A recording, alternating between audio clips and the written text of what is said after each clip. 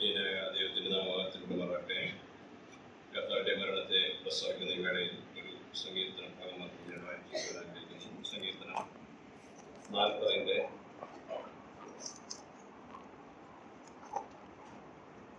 1 വാക്യം. സങ്കീർത്തനം 41.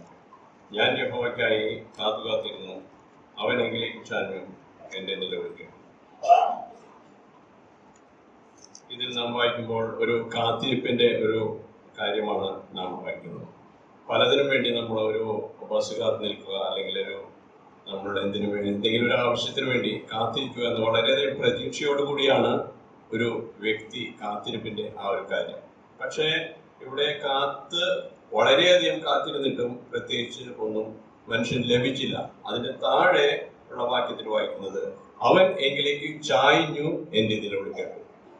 നാം പറയാറുണ്ട്, നാം കർത്താവിനെ സ്നേഹിച്ചതല്ല, കർത്താവ് നമ്മളെയാണ് സ്നേഹിച്ചത്.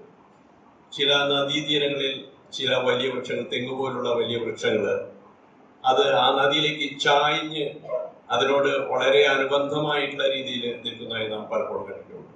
കാരണം ഒരിക്കലും ആ നദിക്ക് മുകളിലേക്ക് പൊങ്ങിപ്പോകാൻ സാധിക്കില്ല.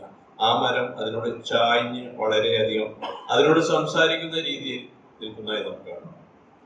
കർത്താവ് നമ്മളിലേക്ക് ചായ്ഞ്ഞിറങ്ങി വന്നില്ലെങ്കിൽ ഒരിക്കലും നമ്മൾക്ക് ഈ മേശ ഒരിക്കലും പ്രാപ്യമില്ല.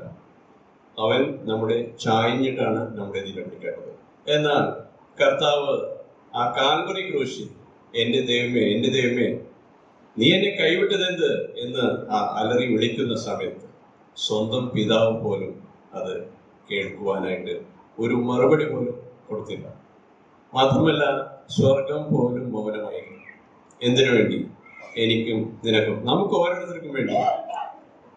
ആ കർത്താവ് മരിച്ചില്ല എങ്കിൽ ഒരിക്കലും നമ്മുടെ രക്ഷ പ്രാപ്യമാകുമായിരുന്നില്ല. അവൻ നമുക്ക് വേണ്ടി ഏറ്റാടികൾ, ആ മുറിവുകൾ, ആ പങ്കപ്പാടുകൾ, അതിനെക്കുറിച്ച് നമുക്ക് ഓർക്കാം. ആ പാതാരബന്ധങ്ങളിൽ നാം കൊണ്ടുവന്ന എല്ലാ സ്തുതി സ്തോത്രങ്ങളും അർപ്പിക്കാം. യഹോവയുടെ നാമം ഇന്ന് വാഴ്ത്തപ്പെടുന്നതാണ്.